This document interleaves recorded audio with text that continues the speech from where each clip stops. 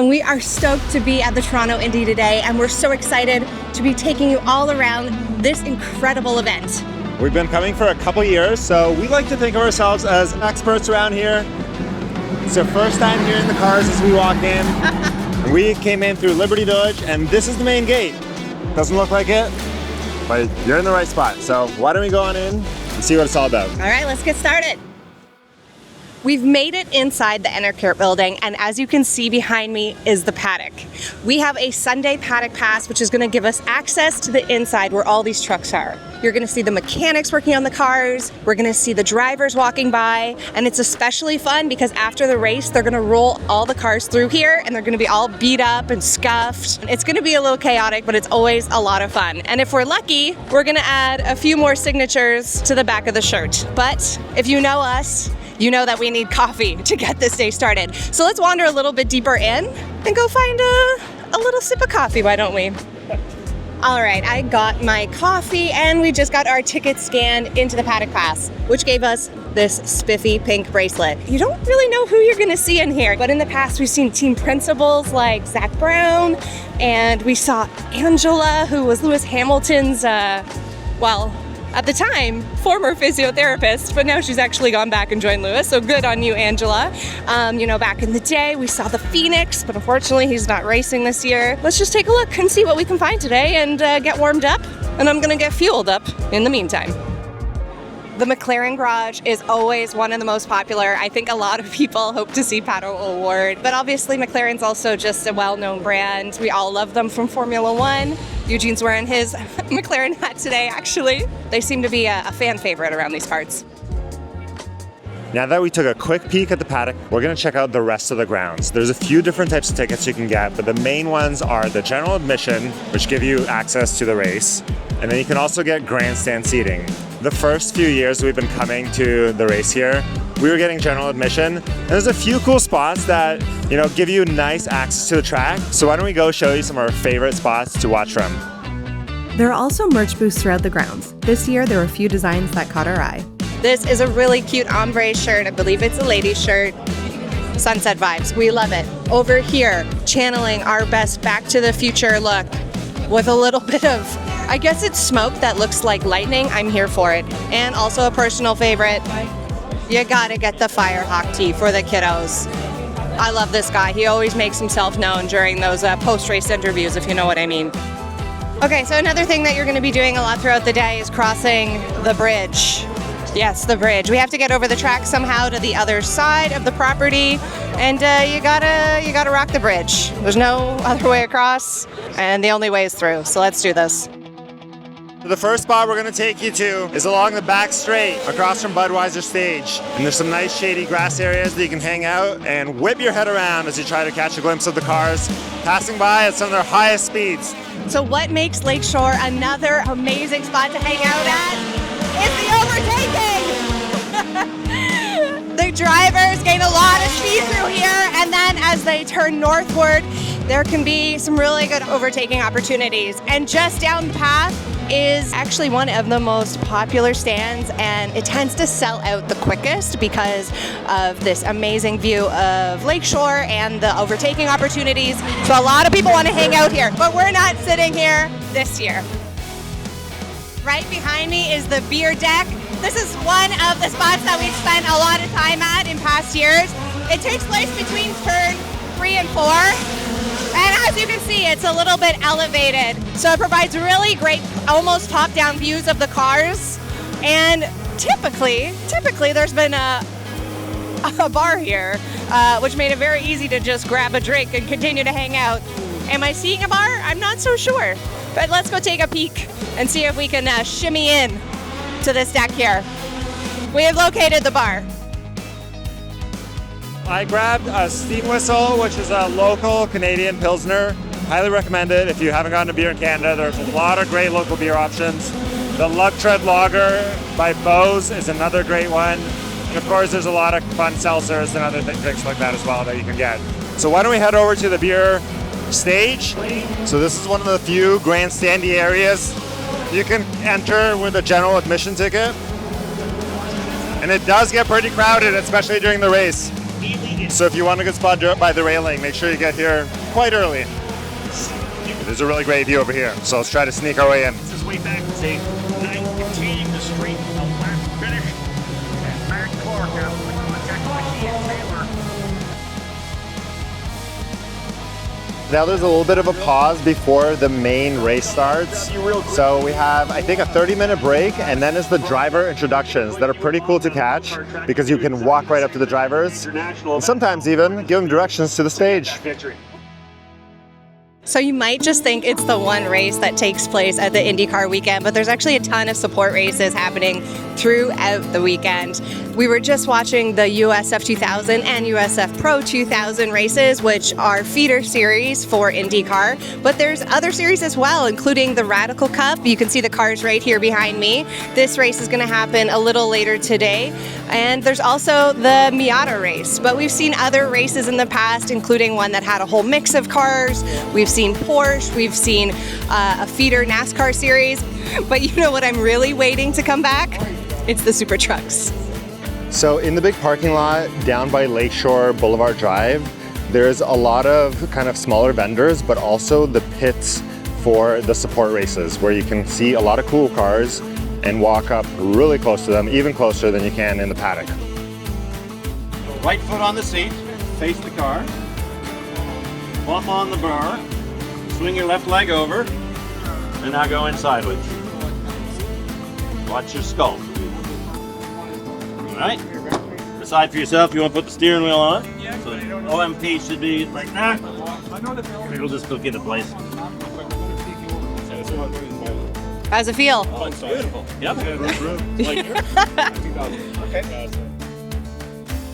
There are a variety of food options over on this side of the grounds. We got tacos, we got smoothies, we've got poutine, we've got corn, we've got popped corn. I feel like they've actually really expanded their food options since we started coming here. If you're looking to try Canadian classic poutine, you can't go wrong with Smokes Poutineery, which is a staple in the city. I'm gonna get a bao bun to start. We have a little, very small amount of time till driver's instructions, so let's see if we can get it in and then head over to see that and then find our grandstand seating.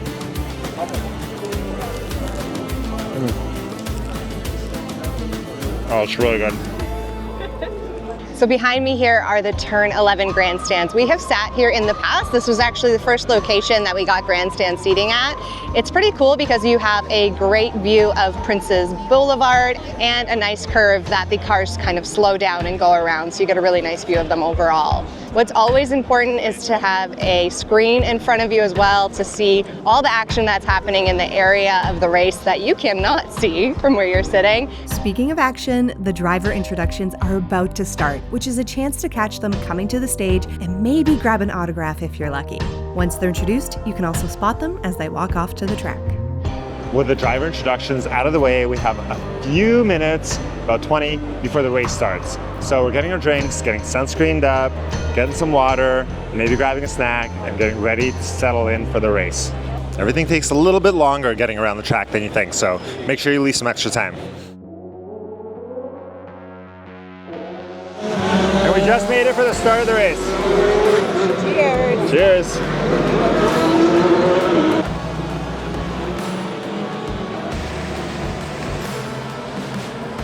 Seeing a race in person is very different from watching it on TV. It can be hard following all the action, which is where the screens really help. But the raw energy of the cars flying by and the hectic nature of the pit lane make it truly exhilarating. After attending for a few years, we've learned there are two things you should bring to make your experience more comfortable. First, make sure you have earplugs. Right, Eugene? Oh, that's okay. The other pro move is getting a seat cushion if you're doing grandstand seating.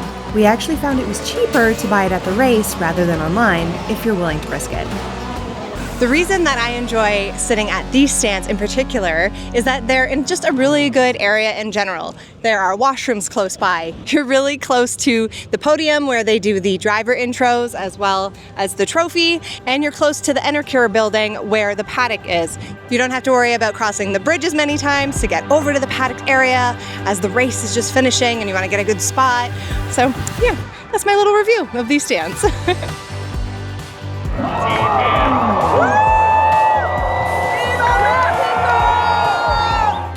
So we just finished the podium ceremonies, and the winner was Paddock Award number 5. So now it's time. Killer.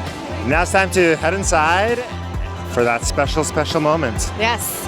We're going back into the paddock, and remember what I said earlier, it's going to be crazy in there. So let's hustle on in and hope we get some good views and a couple signatures maybe? Yeah, let's see who we can find inside. Oh my God. Okay, we are back inside the INDYCAR building, and the chaos has begun. We are going to be beeped at several times while we walk around here. It's actually not too bad right now, you know, kind of like midday at Disney World. In a little bit, it'll be like post castle show at Disney World. You know what I mean? It's going to be wall-to-wall people in here, and we're all going to be clamoring for shots in front of cars, autographs from drivers. And you know what? I'm ready. This is my 3rd year doing this. I got a fresh Sharpie. Last year, I befriended a volunteer. Actually, the volunteer befriended me, frankly, and I borrowed her Sharpie as we just walked around together. It was really nice. But I'm prepared this year. We spotted a car, Joseph Newgarden. He was one of the groups of drivers that crashed out in turn 1. It was pretty exciting. There was like 4 vehicles. He didn't look very happy. But I will say he has one of my favorite vehicles. It's very pretty.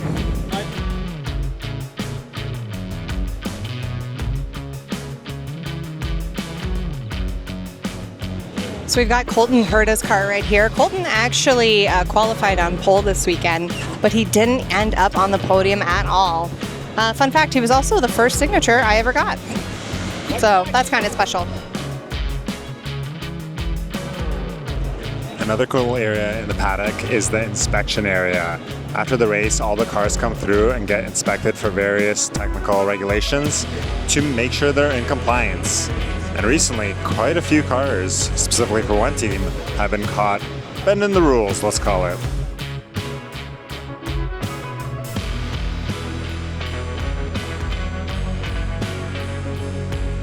I've been keeping my eyes peeled, and I spotted Marcus Ericsson of Andretti Racing and former Formula One driver, pretty cool. And I got a new autograph for my t-shirt.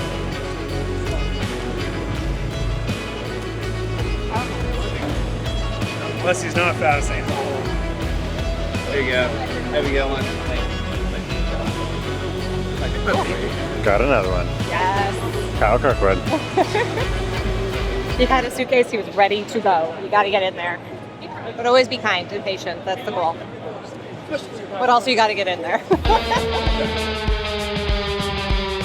We are just about wrapped up here for a beautiful Indy Toronto Sunday. Yeah, I think it went well. I didn't get burned, so far so good. We'll see. Well, you don't think you didn't get burned yet. We'll have to see later tonight. Come on. Great race, Royal. A lot of action. Yes. A lot of fun overtakes. Even some by our grandstand, which I feel like in past years hasn't happened so often. So that was really fun. Yeah. And we got to get some. You got some signatures from some new drivers, which is awesome. Yeah, I've got a couple so far, and I realize I have the whole current Andretti Racing team, so that's kind of fun. That's right. The royal flush, as they say. So I hope you really enjoyed this look at the Indy in Toronto. If you've been coming, let us know.